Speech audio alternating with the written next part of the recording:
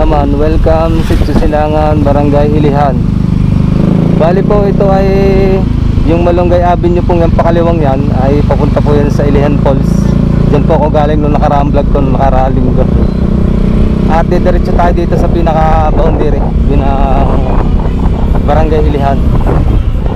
Pupuntahan natin itong pinakadulo nitong diretsong daan na ito. Kasi may kwento ko lang sa inyo mga kabady ay halos pag pupunta ko dito ng papunta ng Lubao ay nadadaan-daanan ko lang, hindi ko lang kung papunta saan itong daan ito. Ngayon ay pupuntahan ko para makita ko kung hanggang saan yung daan na yan. Kaganda po talaga ng lugar po ng Barangay Ilihan, no? Saka napakalinis po ng lugar.